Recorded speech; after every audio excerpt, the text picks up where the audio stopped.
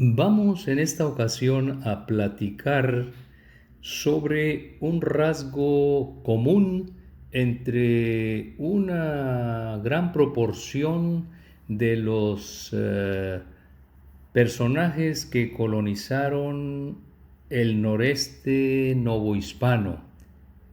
Y me refiero a su inclinación al anonimato. Así es que titularé esta exposición como La condición anónima del colonizador converso. Al investigar la historia del noreste de la Nueva España que se ha venido transmitiendo en forma oral, es frecuente encontrar vigorosos personajes anónimos que participaron denodadamente en la conquista, colonización y pacificación de la región y cuya memoria ha sido discretamente conservada por las comunidades que han venido habitando la región. Las que también han sabido, en muchos casos, sustraerse de la historia escrita y permanecer por siglos casi en el anonimato. Cuando logramos avanzar en las investigaciones sobre la vida y el origen de estos personajes, nos damos cuenta que hay una gran cantidad de evidencias que nos pueden llevar a su origen converso e inmediatamente nos resulta difícil dejar de enlazar su herencia cultural como converso y su inclinación, tal vez algunas veces inconsciente, por permanecer en el anonimato y aparentemente al margen de su origen y de su pasado. Sin embargo, al interior de sus familias ocurre exactamente lo contrario, es decir, la memoria de cada uno de sus ancestros es cuidadosamente conservada para convertirse generación tras generación en una parte importante de la historia sobre el origen y el pasado de la familia. Cuando observamos el clima de inseguridad en que se encontraban la mayoría de los antepasados de todas estas familias durante la época colonial y reconocemos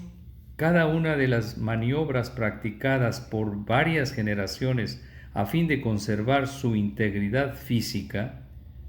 nos percatamos que no sólo las culturas precolombinas de América fueron amputadas por la cultura colonial dominante,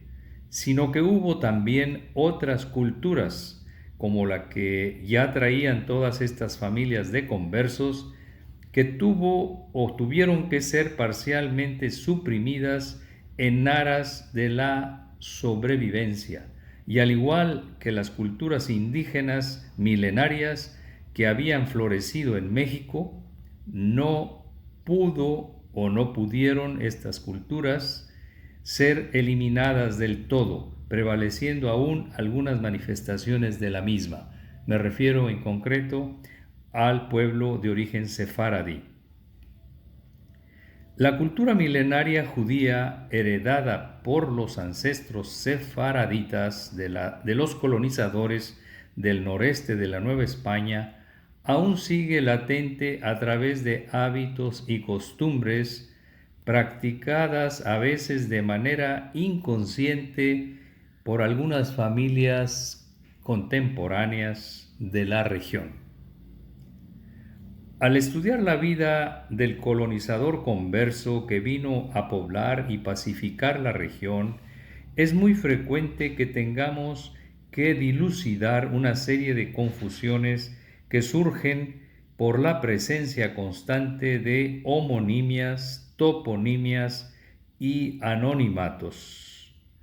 Aclaraciones que no siempre logran dejar plenamente el campo de las hipótesis, aun cuando los datos reunidos nos proporcionen fuertes evidencias sobre la identidad criptojudía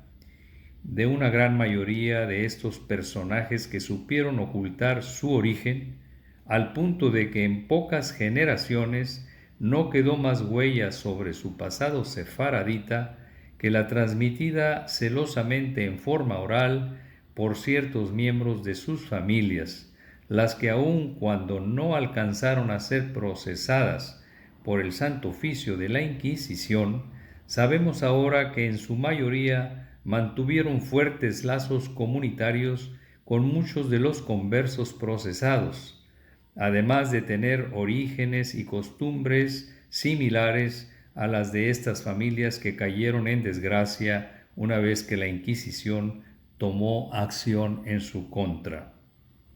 Así, a menudo encontramos historias entrelazadas de familias que aparentemente en cuestiones de fe no tenían nada en común, a pesar de que por generaciones hubo matrimonios frecuentes entre sus miembros, para venir finalmente a encontrar fuertes evidencias que nos hablan de que en realidad tanto la familia procesada como la no procesada podrían tener una fe ancestral común. Entre estos casos de matrimonios entre miembros de familias con una muy segura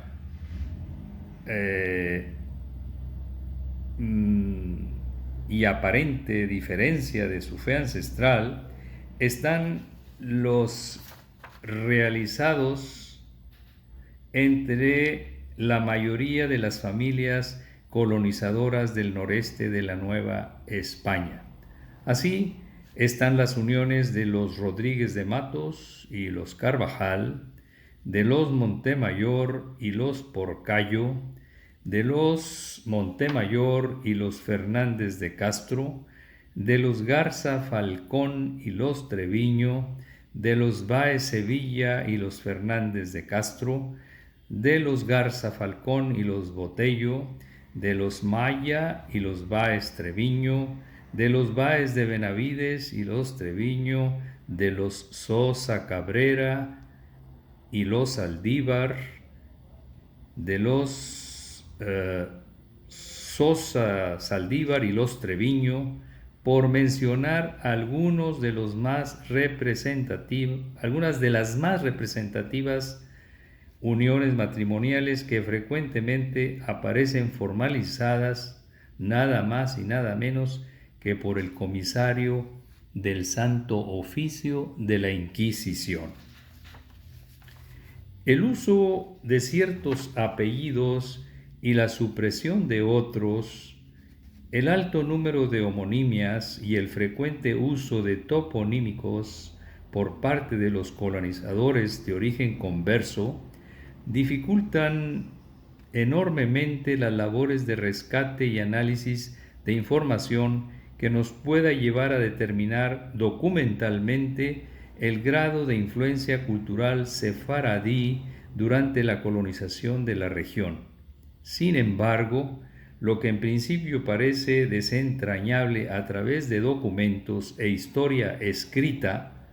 muchas veces se nos va revelando con hechos y anécdotas de la vida cotidiana familiar que han venido narrándose cuidadosamente generación tras generación. Gracias, amigos oyentes, y hasta la próxima.